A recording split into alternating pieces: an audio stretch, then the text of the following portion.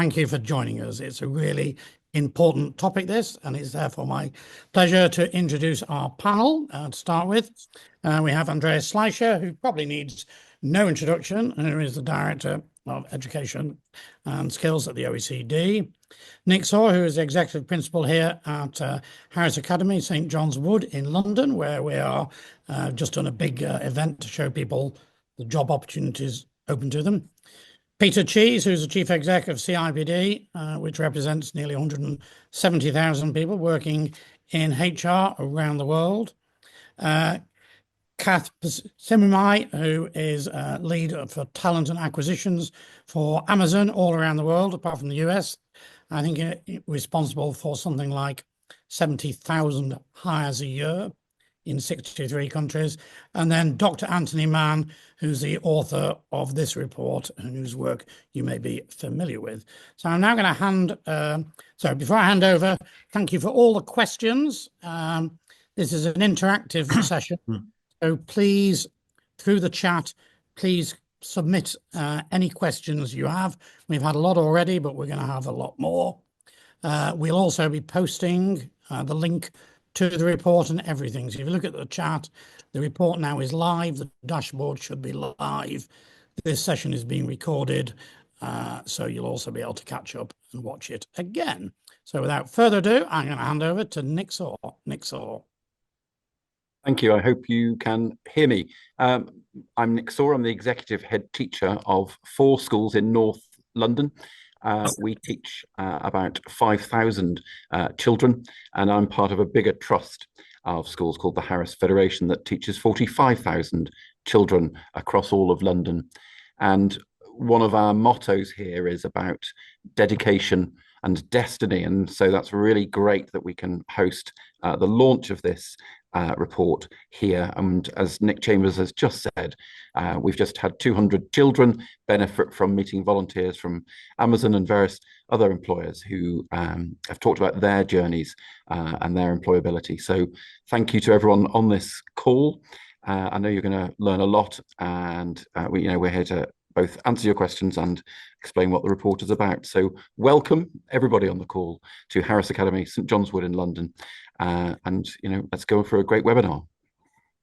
Thank you very much. Well, as I introduced Andreas Schleicher, I'd just like to say I think this is one of the most significant reports OECD have done in many, many years. So I'm really excited to be able to share the presentation that Andreas is going to do. So over to you, Andreas.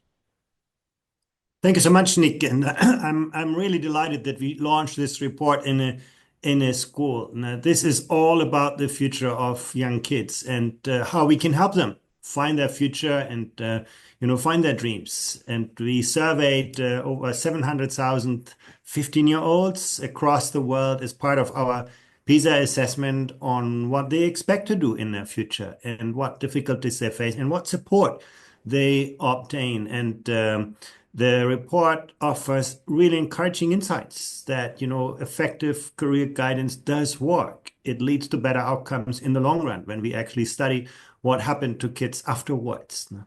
The context is clear. While the world of work is ever more interesting these days, it's also ever more difficult for young people to navigate this rapidly changing, complex world of work. And we can see actually in many countries, you see that here on the slide, the share of young people facing difficulties to find employment is so much greater than for the average population. So whatever we can do to help them, get into the world of work is so important.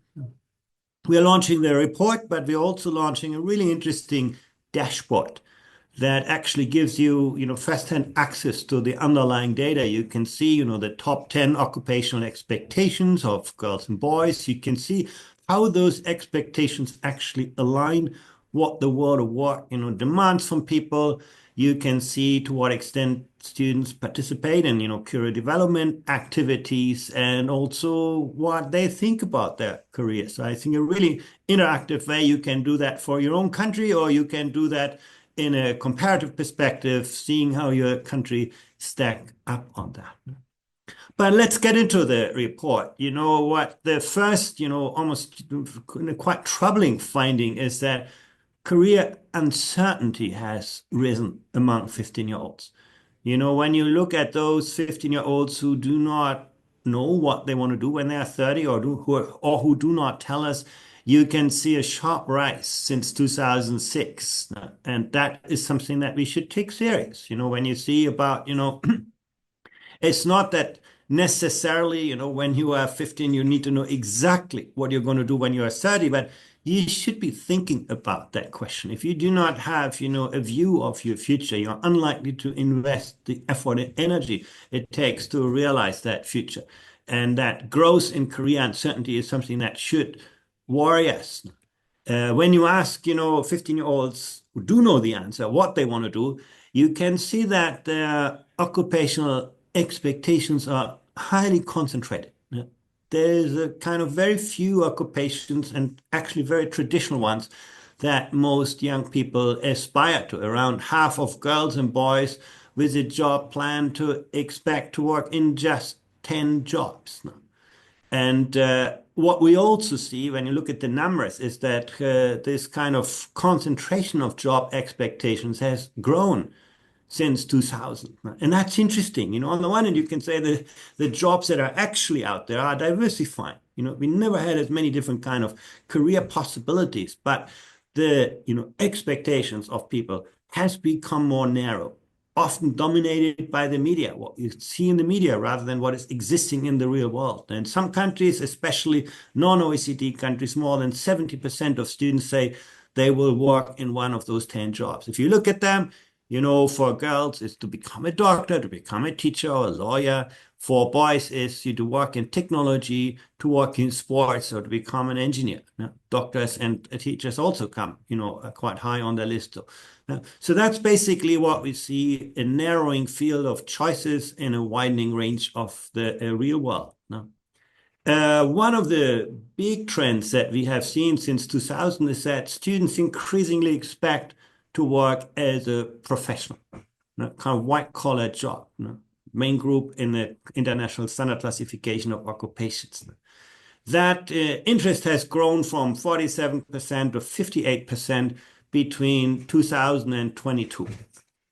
And you can say, well, it's not a bad thing, to aim for becoming a professional. But when you look at these figures, you can already imagine that that is well beyond the actual supply of those kinds of jobs. And you can see that here for the case of England and Norway. Now, you can see in England, student expectations to work as a professional are 3 times greater than actual labor demand in this field. And in Norway, the figure is is still sort of twice as much. Now, again, I don't think it's a bad thing for young people to aspire to work as a professional. But then, your education, your investment in your future needs to align with this. And this is where, the trouble starts. When we actually looked at this alignment, we can see there is a significant share of young people who want to become a professional or who want to work in a job that requires a tertiary education, but who actually do not intend to study beyond secondary school. So you can see their expectations in the labor market are not aligned with their educational choices. And you can see the figure here for students from disadvantaged backgrounds really, really high. Now, you can see in some countries it's getting, above, a half of the 15-year-olds. And longitudinal data tell us that that is a problem. Now, if you control for other characteristics, students who are misaligned in their expectations do worse in the early labor market than what you would have expected given their academic success, social background, and other characteristics. So misalignment is a clear predictor for a less successful transition into the labor market. And this is among the disadvantaged. When you actually look at students from privileged background, the problem is a lot smaller. So we can say, actually, we need to redouble our efforts to help young people from disadvantaged backgrounds, either, ratchet up their educational, investment, or actually improve their alignment with labor market demand. So if you look at this in more detail, you can see that actually there is a very substantial difference in educational ambitions. Now, you can see here disadvantaged high performers versus advantaged high performers. All of the students you see on this chart are doing really, really well on the PISA test. They're bright students. They get high test scores. But you can see those with high test scores who come from privileged backgrounds all want to go on to, tertiary education. They know they need that for their future. They know they want to have that investment. Whereas for disadvantaged high performers, you can see they do not see that future for them. They're not going to on to higher education, even if they have the potential for doing that. And even more extreme, when you look at high performers who are disadvantaged versus low performers who are privileged, you can see among low performers who are coming from privileged backgrounds, their educational aspirations are higher than for bright students from disadvantaged families. That is clearly a sign that we're not doing as good a job as we can to guide young people to fulfill their potential. And you could see before, if you do not fulfill that educational potential, you're unlikely to end up in the kind of career that young people aspire to. That's, I think, the picture that we see. What can we do about it? And this is really where career guidance comes in. We have data from 70 countries here where they ask students to what extent they participated in career guidance activity. And here you look at participation rates in 2018 and 22. So we can see how those patterns have changed. Now, generally, we can see a slight rise in participation levels. That's, I think, the good part of the news. But, if you look at this more careful, you can see just about half of the students have spoken to a career advisor in their school. The other half has not done that. And other things. Searching the internet is more common, and perhaps, we can do a lot more to give young people better access through technology to careers. In fact, the OECD has developed a really interesting side of career guidance systems that are digital. Back there, you can clearly see that is what young people do. So we can give them better tools. But, we also know from research that it's often the on-site participation, meeting real people in real jobs, making mistakes that have real consequences. Doing an internship is very, very important. Attending job shadowing, visiting a job fair, and you can see those numbers are not that high. There is a lot that we can do to give young people a better kind of perspective on the job. Making school more like your world, making the world more like your school than just, the school, the limits of your work. And when you actually break that down by countries, the share of students visiting a job fair, you can see there's a lot of variability across countries. Here on the right side, you can see countries in Switzerland, Denmark, Norway, where that is quite common. You can see a good, majority of students have actually that first-hand experience through a job fair.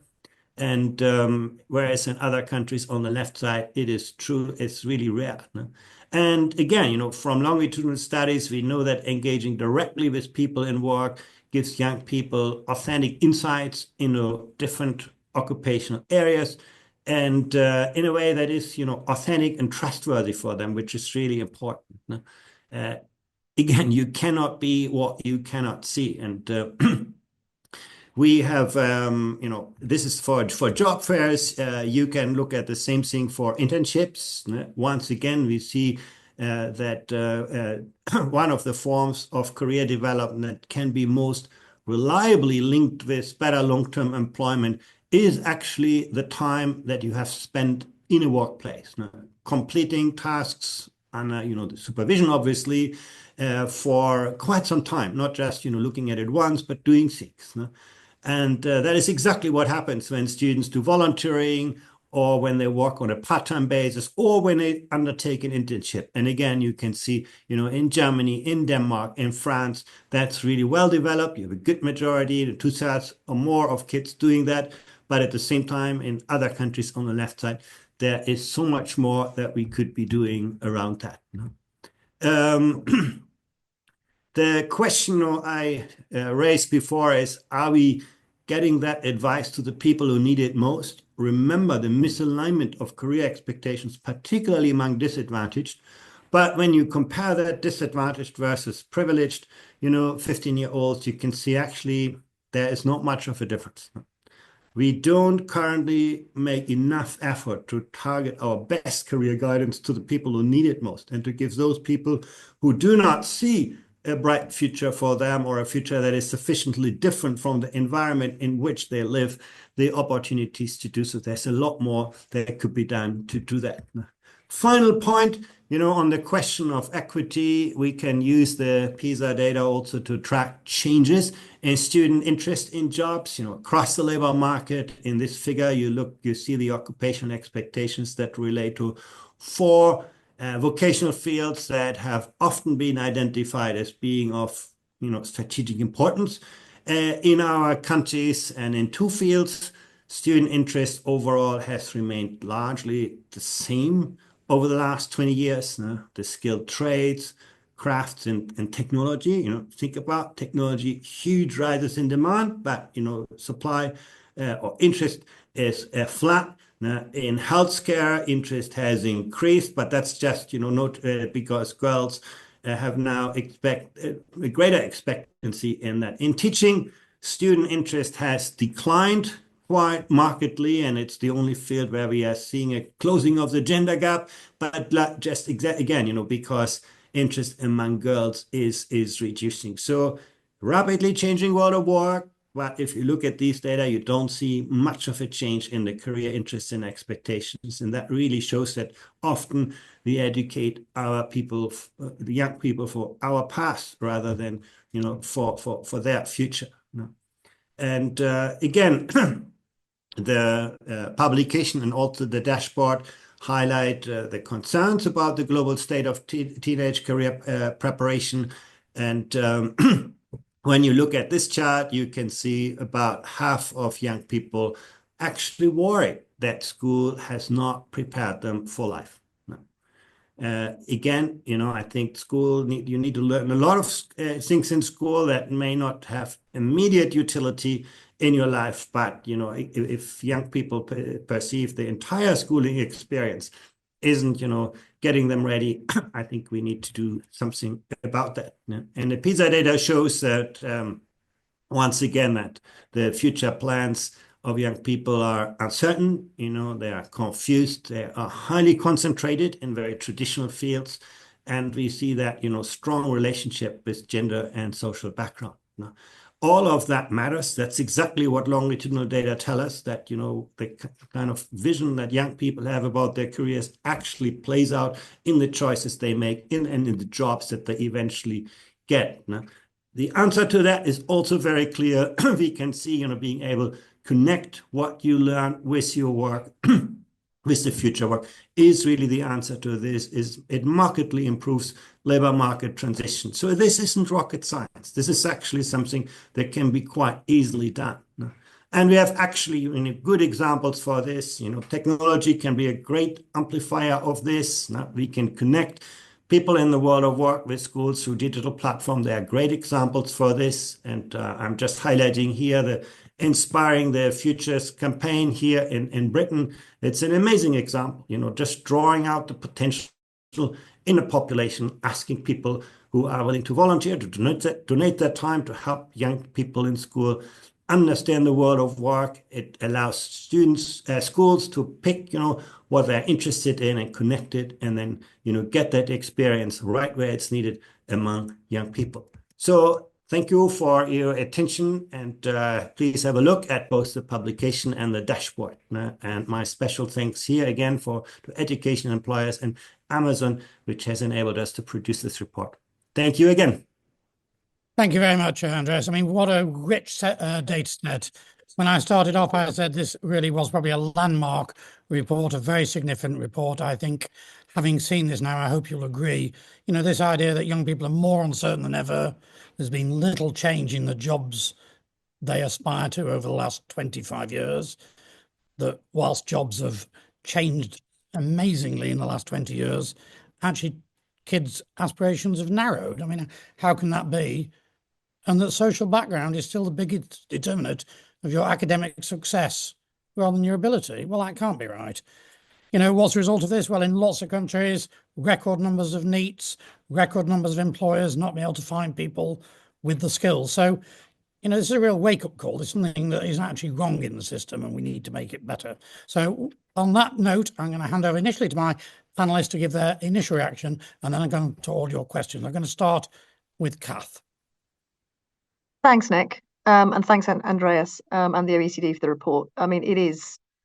I suppose depressingly, it's not surprising. It's not surprising, but it is a real wake-up call that we need to do more collectively as governments and as employers and the education sector working more closely together. The thing you said that stood out the most for me and really resonated, and it will be going on my LinkedIn comment about this later, is we are educating our young people for our paths, not for their future. And that is, that's a really stark fact which we need to do more on. Amazon, we're trying very hard. We believe very strongly that we have a responsibility as one of the largest global employers to really work in really close partnership with education internationally to try and help children understand the careers that are available to them and how they navigate to them. And just to give you a kind of flavour for some of the resources that are available, I'd encourage you to Google Amazon for Schools. And I can talk a little bit about, I'll give two examples, the UK and India, just to give a flavour of some of the things we're doing. And last year in the UK, we reached our programme Amazon Future Engineer reached 772,000 students with at least 45 minutes of content. And that has been targeted primarily at 14 to 18-year-olds more recently. But we are pivoting very hard to try and really focus on the 8 to 14-year-olds this year and beyond. To your point, Andreas, kids make decisions really early about what they think they can be or they think they can't be. And so we need to make sure that the children from a really young age believe that careers are accessible to them. And we do that with, sorry, Nick, apologies. And just to say, we're doing that primarily through career chats, which are virtual and available online, so really easy to access for anybody at any time, and also virtual career tours. So again, giving you an experience of what it looks like and feels like within a work environment. Sorry, I'll shut up now. Thanks. No, it's okay, Kath. You've got so much rich content to go through, and it's fantastic. You've got some volunteers in just behind me. I'm actually in a school staff room at the moment talking to kids here. Peter Cheese, please. Yeah, thanks, Nick, and thanks, Andreas. Just to give a bit of context for my comments, I work with the HR profession. And the HR profession in organizations is very much about how we attract, retain, develop people in organizations everywhere. I think some of the questions I can already see coming up, and why is there this gap and this uncertainty that young people have? And it is in part, of course, very much related to the nature of jobs and how quickly they are changing. We can clearly see, particularly now with the rapid developments in artificial intelligence, that many jobs will change. Now, what does that mean for young people? Well, first of all, what does it mean for employers? One of the key things it means for employers is we are going to have to continue and increase our investment in building skills in our own organizations as those jobs change. Secondly, when we look, and many employers are already doing this, when they look at recruiting young people, we recognize you're not going to have all of the job skills. That should be the employer helping to develop those job skills. But it is much more of a focus now on what some people might call the soft skills. So your ability to communicate, to collaborate and work in teams, to think critically, which is really important in a world which is changing so fast, and to be curious. Because if the world is changing fast, then it's going to be important for all of us to be curious about opportunities, to seek those opportunities, to seek guidance from others. So those sorts of what are sometimes called employability or essential skills are things that it is really important that you understand, both through what you are doing in your formal education, but also many young people develop these skills in other aspects of their lives. You might be a captain in a team, football team, or you might be working with your parents in their business, and all these different ways through your life that you develop some of those skills. And then as you come to talk to employers, you can then articulate those kind of skills, which are every bit as important to an employer as any other skill that you will see. Now, one other area which is really important related to the idea that jobs are changing so rapidly is some understanding of the digital world. And we all need to do this, including me. I mean, one of the debates, of course, is about the adult workforce and about upskilling them as well. But for people entering the workforce, this will be another question that you're going to get asked more and more. How much do you understand some of the digital tools and how do you use them? Over the last couple of years, many of you will have started to use these generative AI tools, which are enormously powerful. But we have to understand how to use those things responsibly. They won't always come up with the right answer. You've got to be curious. You've got to think critically. And as I said, it'd be those kind of skills that increasingly employers are looking for. So I would offer that encouragement to you. And one other point that I would make in all of this, whilst you've heard a lot of talk about, well, what's my career going to be? Careers are not the same as they were when I first started work quite a number of years ago. People talk about a squiggly career now. In other words, that I will probably be doing many different jobs in my career. So the first job that you do may or may not be the thing you end up doing in the longer term. So I want to offer that as encouragement as well. Get into something that you're interested in, helps you learn and develop, and then keep that sort of mindset alive as you develop and navigate your career in the future. Thanks, Peter. That was so insightful. And you've been such a supporter of going into schools yourself, and we're talking to some young people. I'm going to come to you, Nick Soar. Your sort of observations on the report, for what it means practically for your students. Andreas was talking to some of the students today. Give us your observations, if you will, please. Again, I hope you can hear me. And I think your own analysis that in many ways this report shows that nothing has changed. And I think we in Harris Federation and myself, my passion for schools is that we work for those children who in a sense can't help themselves, and that we're working in schools where over half the children have some form of welfare support and free school meals. And it is those children for whom this is most frightening for, and most depressing for. What we try to do in our school is to make sure that the students have many encounters with employers, but also I think you've just talked there, Peter, about critical thinking. What is difficult, I think, in developing critical thinking is you can't do critical thinking education in an independent way. It's quite domain specific for different fields of knowledge. And in the past, what people from deprived backgrounds have not had is the academic curriculum that children in, say, independent schools or grammar schools, in selective schools in the UK. And so schools like ours in inner city London, we're trying to make sure that they get that sort of academic curriculum that gives them the knowledge that allows them to develop those critical thinking skills, those collaborative learning experiences. So I think one of the things that struck me about what Kath spoke of as well is that those encounters with employers and the work experience and the mentoring processes, some companies, somebody mentioned it in the chat, some companies are very good at that. Amazon is one, Snapchat is another, Capgemini, a sort of French computer firm, excellent at that. But it's not a structural thing. And I think the only way in which you can, as a school, as a system, set up change is if we have big government helping to change this, because otherwise schools in their own sort of selfish ways are just linking with whomever is helpful, but it's a postcode lottery then for students. Good. Thank you. And thanks for all those people who are posting more comments and questions in the chat. Please do continue to keep posting. We will either come back to you on this call. There are huge numbers, or we'll try and get back to you later. And now I'm going to hand on to Anthony Mann, who's the author of this report, and also wrote a very landmark report back in 2011, showing that actually the more encounters young people had with the world of work, the less likely were to be neat. It got called a 4 or more report. It never really was a 4 or more report, but it's actually influenced policy all over the world. So, Anthony, I'd like to hand over to you now, and then we'll take more questions. Well, thanks, Nick. I just want to, I suppose, sing a bit more positive response. I mean, in setting out these numbers, we kind of say this is the problem. When we have better data than ever before, from more countries ever before, but high quality data to show that we really do have a problem.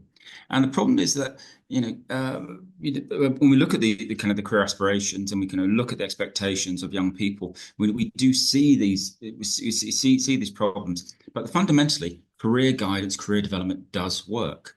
And we know that now more confidently than ever, because over the last 5 years, we spent an awful lot of time and money researching the best scientific evidence to see whether we could see positive labour market outcomes later on, typically around the age of 25. Are young people more likely to be in work? If they're in work, are they earning more? Are they happy with what's happening? And we can link those to forms of career development, which they did around the age of 15. And we can see these strong connections after we've controlled for their qualifications, their social backgrounds, and so on. And so we can see this. And but what we're finding is that young people aren't getting enough. They're just not getting enough. When we look at some of those tables and look at the dashboard, look at it in this report, half of students across the OECD have spoken to a guidance counsellor by the age of 15. And if we look particularly at these areas around employer engagement, they're so important for young people because there they get to have authentic new insights into what possible lives may lay ahead of them and the things they need to do in order to be able to progress towards them. And we really need to think about massifying that approach. And when we looked at, Andreas showed you that chart, the things which young people do less of, the career fair, the job shadowing, the internship, the direct encounters from the world of work, are some of the are less likely for young people.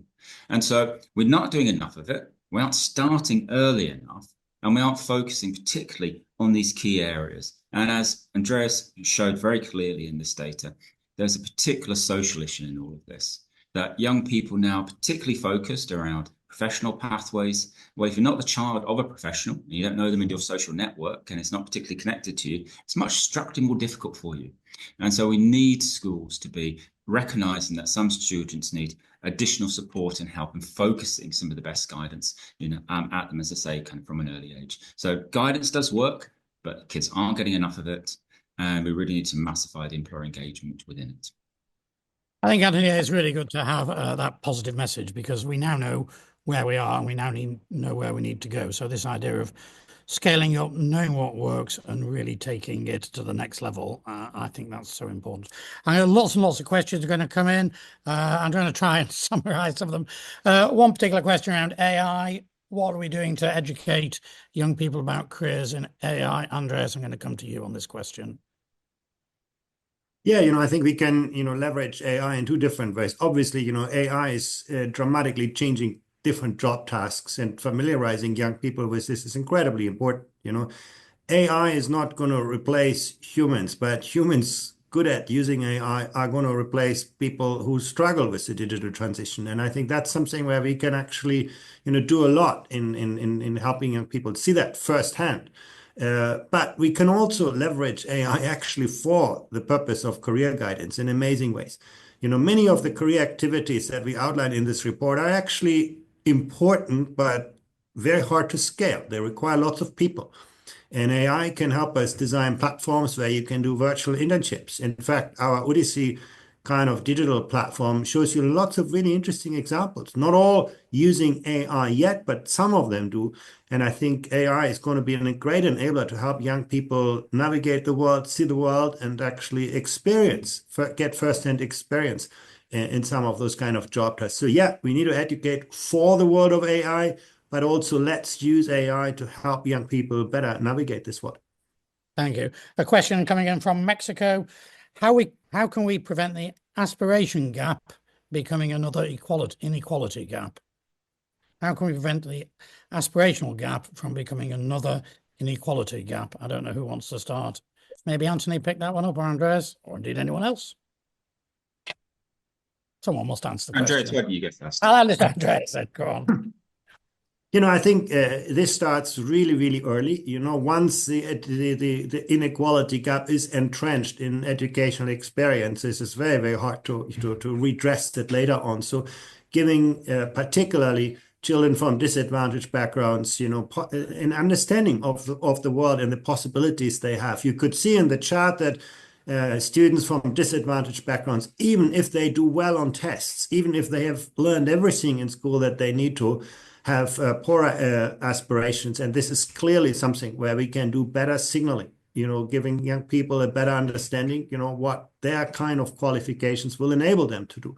So I think a lot has to do with signaling, and that's where the targeting of career experiences come in. One of the most devastating charts that I showed you is really that so far, we don't see much effort in school. Career guidance is sort of spread evenly across the young people, often, even voluntary. So reinforcing some of the social disparities, so starting early, making sure that we target our efforts, and also, work against some of the role models and stereotypes. It is, if you grow up in a family, from a disadvantaged background, you may just not see the more privileged, advantaged jobs. And that's exactly where school can make such a difference, by bringing in, that experience in. No, I think that means then on the primary. I think it's actually, and it's showing us that it's not that difficult to do. Sorry, I think the connection dropped very briefly. Yeah. I think on primary. Sorry, Peter, did you want to say something? Yeah, I just wanted to add a comment from the employer side. I mean, one of the things that we need to encourage employers to do is to be more open in all the different channels by which they source and recruit people. I can see in many countries, not least the United Kingdom, that for too long we've had too much emphasis, frankly, on just recruiting people with degrees, when there are so many jobs and so many different routes into work, such as apprenticeships. And going back to the point I made about core skills, it's not always about the academic qualification. And so if we're going to close that aspiration gap versus the opportunity gap, then that employers have got to play their part in that as well, and being much more inclusive in their recruitment practices.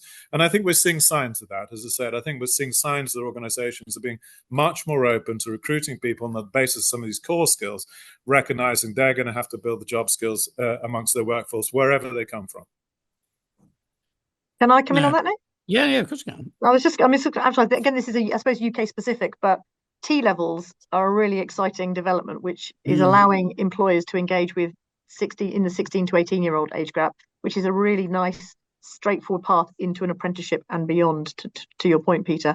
So allowing people to come into school, to education, identify a career they want to be involved with, and access it, education and proper real life experience with an employer before the age of 18. And obviously they're reasonably embryonic, but we're leaning very hard to them, and I know the government's pushing them very hard as well in the UK. So those kind of experiences and those kind of programs, I think we need to push harder. And to the point around inequality and inequity, really think about where we target those. And I'd like to see employers, and I know, and everyone does it, but they're stopping the work experience and the internships going to the sons and the daughters and the godchildren and the cousins and the nieces and the nephews of the people who are already in those organizations. If we have work experience opportunity, we have an internship, we should be giving it to someone who needs it, not someone who already has the privilege.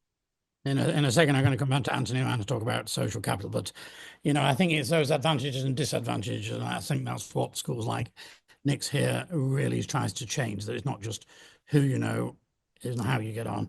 Andreas, I'm going to come back to your point, particularly on primary. As you know, the research we've done through Drawing the Future around the world for the last 10 years has really showed that kids' aspirations are very gender neutral. They have nothing in common with the labour market. They're actually very similar to 17-year-olds, and they're very much based on what they see around them.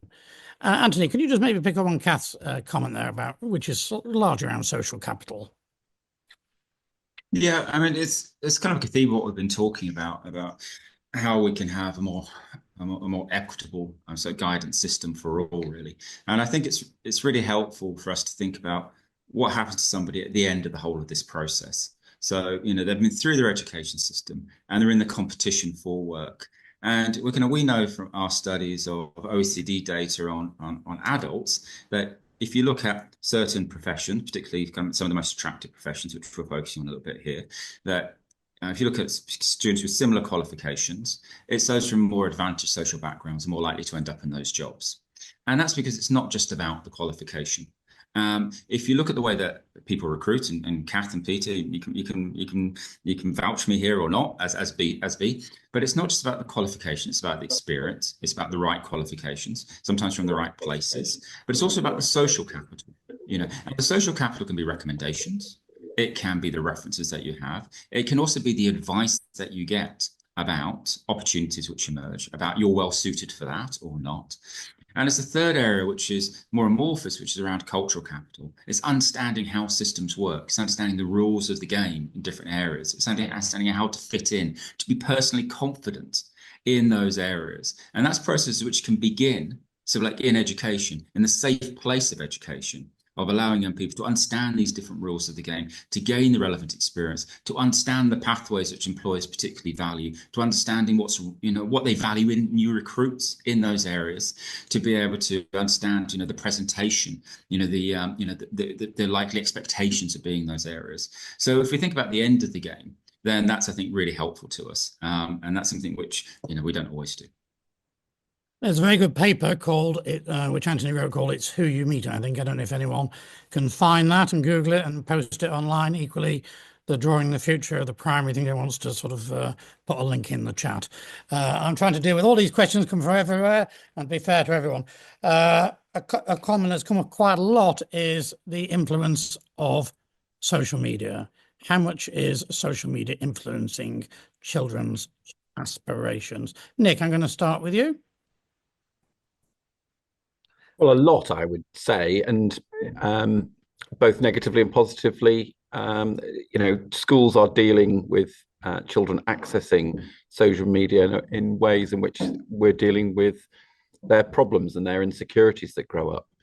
Most schools in England now are either have or introduce some form of mobile phone technology ban in schools. Partly because we're trying to ensure that children, and particularly young girls and teenage girls, haven't got body image issues and negative things going on late at night on chat rooms and so on. So I think there's a social media element that can damage self-esteem.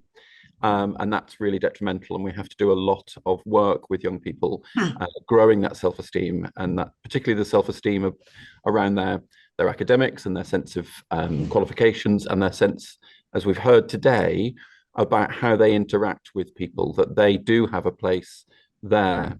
I think the positive side of social media is that children now are accessing information about universities and jobs in a way they never could before, and lots of platforms that we use in schools allow them to have online work experience, very much a secondary benefit, but there are lots of engagements online with employers now where they can have whole day sessions with different people in employment. So I think the social aspect, the networking aspect, is much more democratic now than it used to be, and social media is part of that.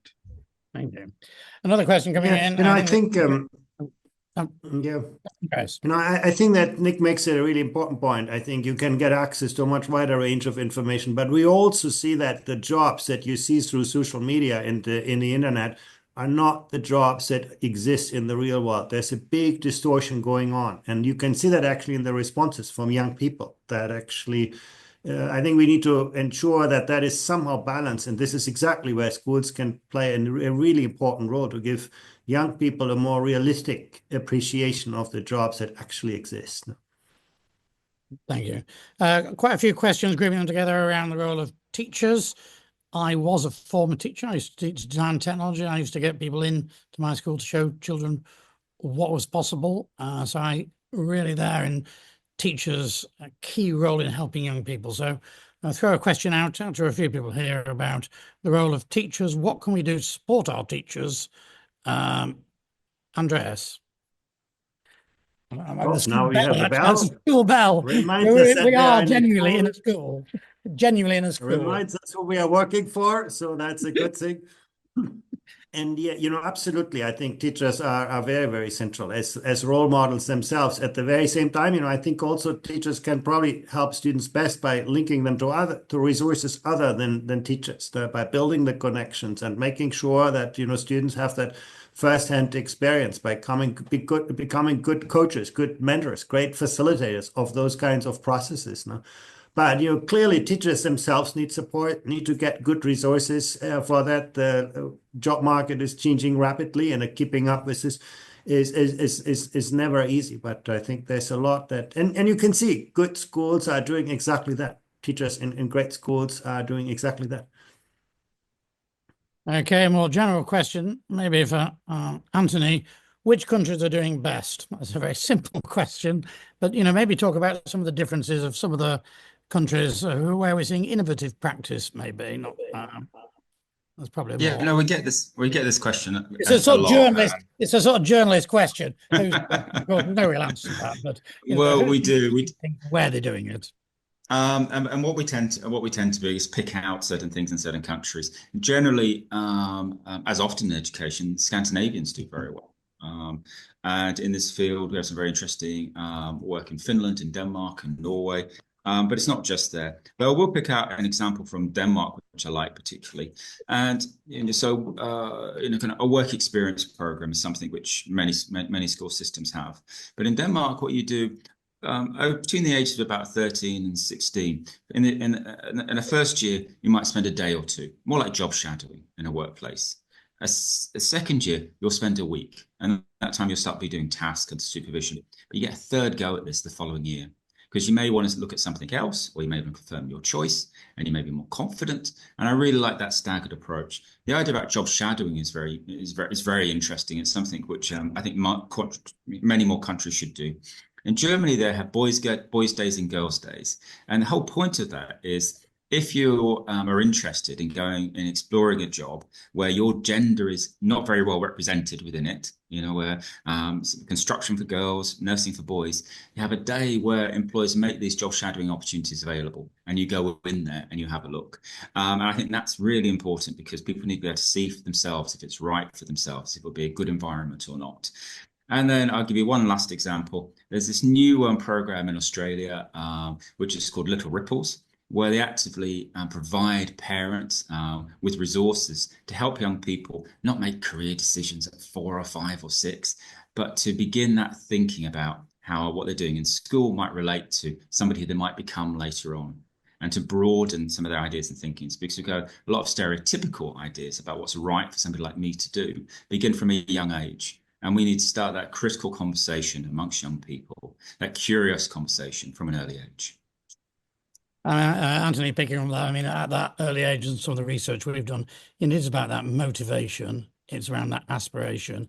It's showing children the relevance of what they're doing. It's exciting them about learning. It's not really about careers, but it's showing them the world, and a much broader world than they may be familiar with. Now, back to 15-year-olds. So a question probably to all of us, or all of you, actually. What advice would you give to an ambitious 15-year-old who wants to future-proof their career? I can go with that one. Yep. I've just actually talked to a room full of ambitious 15-year-olds at a school in North London, and the range of careers that they're interested in doing. There goes that bell again. Biomedicine, aeronautical engineering, radiology, dermatology, psychiatry. So yeah, definitely a range of a group of very ambitious 15-year-olds. And some of the advice I was giving them actually was, the first point I said to them was being really, really open to change. And that change is inevitable, and change will always happen throughout your career. And if you can be someone who is curious, enthusiastic, willing to change, then your employers will value you and you will go far. And that starts from right now all the way through career. And the other big piece I said was work on the network. And we kind of talked about that in social capital. And I do think networking is more democratized than ever, thanks to platforms like LinkedIn. And I was encouraging them, even when you're 15 years old, build a LinkedIn profile, start thinking about organizations you're interested in, look at who works there, message them. You might have to send 50 messages to get 2 people who are willing to have a 10-minute chat with you virtually, but that will be worth it. And it doesn't matter how, what's the worst that can happen? They'll say no, but someone will say yes, and someone will help you and give you some advice. So open to change, curiosity, and working on the network. It's one of those things, and even I say this to my team today, networking is one of those things that is important but not urgent, and therefore it doesn't get done. But it is possibly the most critical thing you can do for your career. Thanks, Peter. Same question. I'd absolutely agree with what Kath said. Yes, absolutely. Network. This is such a core skill. It's a life skill. I mean, the interesting thing when we talk about these kind of essential skills now, these are life skills. I would say the same thing to somebody in their mid-career about continuing to be curious, continue to develop your network, make sure you have presence on social media through things like LinkedIn, as Kath said, and reach out to people. I mean, I think generally speaking, most people do want to help. I think most of us as a generation in work recognize that the world of work is much more complex, harder to navigate, and we do want to help. So reach out and ask. Whether it be through people in work circumstances or through family connections, whatever it might be.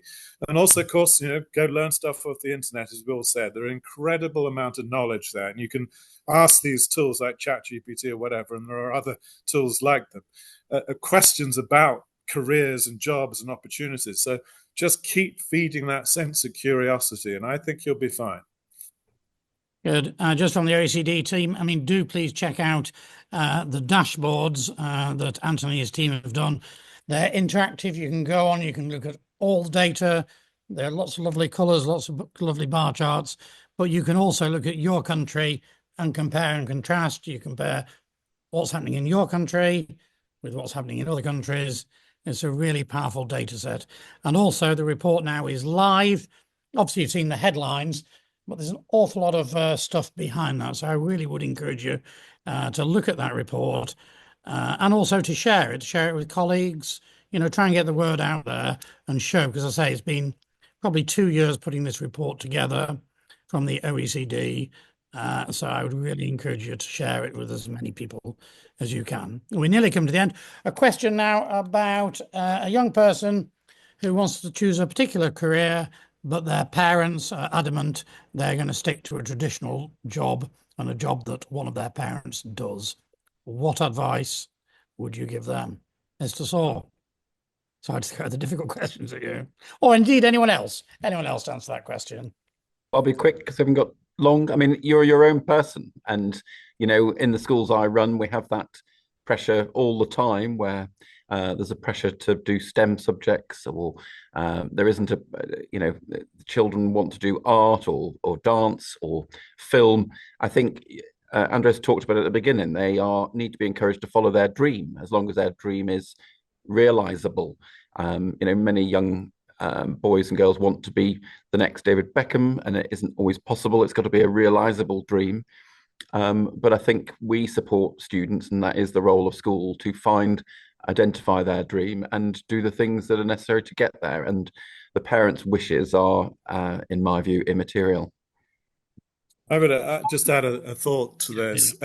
When I go talk to schools, I'm so often asked not just to talk to the students about the future of work, but indeed to the teachers. And we were talking about what teachers need to know. Teachers need to be curious as well about the future of work and what they're educating their pupils for, but also the parents. Because part of the challenge, I think, is being acknowledged by the question, is not all the parents understand this changing world of work. And there are many cultures where, of course, these traditional, being a doctor, being an accountant, are the dominant professions. And to some extent, that's why some of the data that's shown up, that Andreas has talked about, why it shows up in the way that it does.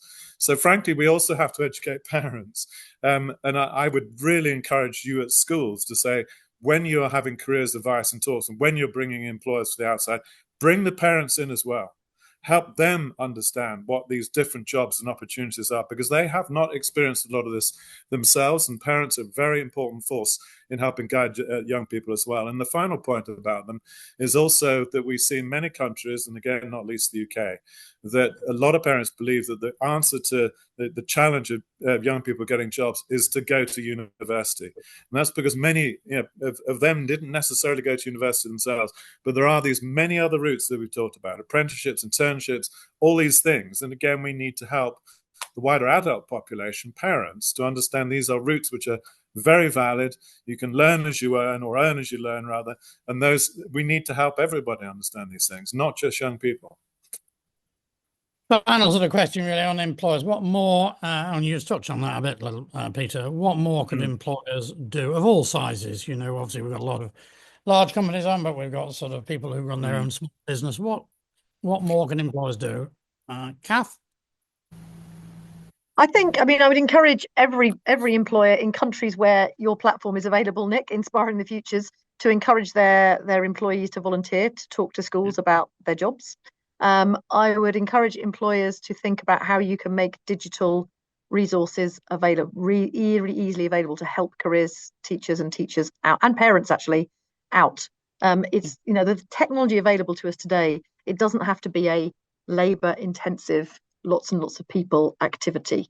It really doesn't. We can really leverage the tech that's available to us to showcase the workplaces we have, the kinds of jobs we do, talk about how we use AI in our jobs, for example, to answer an earlier question around AI, all of that. We can definitely use technology to facilitate it at scale. Fantastic. And thanks here to Peter. I know you've been encouraging all your members to volunteer an hour a year through Inspiring Researchers. Thanks. I'm going to come on to Anthony, and I'm going to end it with Andreas. Anthony, last comments as we wrap up. I think a final comment here is we need to recognise that there's a lot of anxiety, you know, kind of amongst young people as well amongst parents about the future. There's a lot of media about the way that everything is changing. And we also know that, you know, some jobs have become more precarious than there was the case in the past. And we're going to know that work itself can be hugely enriching and a rewarding part of work, but also can be, you know, destroy the soul like few other things, you know, if you're in the wrong place. And so we really need to encourage young people, their parents and schools, to help them to do the homework, to check things out for themselves, to talk to people, to understand what these, you know, the different options are available and what they might be and what suits a young person well. Because ultimately, you know, what we want for all young people is to help them to progress towards a future life and working, which is personally fulfilling for them as an individual. Right, before I move on to Andreas, I mean, I think the thing about this report is we now have the data. Andreas, I think your comment is sort of we can't really make informed decisions without data. It's your strap line on your email. I can't remember. I'll come to you because you remind us what it is. But without data, it's very hard to make decisions. So now we have this biggest data set. We understand what's working really well, and there's some fantastic things by lots of organizations, many of them on the call today, who are day in, day out trying to make a difference. Some on a big scale, some on a small scale, doesn't really matter. People are doing their very best to help young people navigate the world and see what's out there. And I think we should celebrate that, because this report also shows that actually over the 20 years, education overall has improved for young people, particularly those from socially disadvantaged backgrounds. So it's always easy to look at the negative, but actually some really positive stuff there. Overall in education in the world, in terms of disadvantage, we are better than we were. So that's very encouraging. You've got the dashboards. We've got a way forward. Over to you, Andreas. Yeah, you know, we have the tools. I think that's great. We have the data. We know a lot about the aspirations of young people. I also think, you know, I completely take the point, you know, the parents sometimes can stand in the way because they represent the past when it comes to the water work. But, you know, if you can show as a young kid, you know, that you are serious about it, you tried it out, you've experienced this, and those are the possibilities that young people have today as well. The challenges are bigger than they were in the past, but also the opportunities, the possibilities that young people have actually to explore, you know, different careers, different ideas, and show, you know, that they're ready for that. So I think we just need to connect the dots. I think we have, you know, the data, we have the tools, we know what works in what context, and that's really important. And I think it's now about, you know, activating the people in the right places. And I think it's very clear that, you know, that's not something schools and education can do alone. The world of work is really absolutely central to this, and it needs to be kind of at the center, the work experience. Thank you. Well, I'm going to end by thanking Andreas, inspiration as ever, Kath and Peter for that really incisive comments, Anthony for all the amazing work you've done on this report and others, Nick Soar for being a brilliant host, for organising a school visit, to getting all your young people here talking to adults about what they can do. Really inspirational at a time when we've got exams. It's a really busy time, and you've managed to do it seamlessly. So hats off to your staff. Really well done. And all those for joining us. I'm sorry we haven't got to all of your questions. Thanks to those, particularly in different time zones where it's either very late at night or very early in the morning. Thank you for joining us. Cheerio.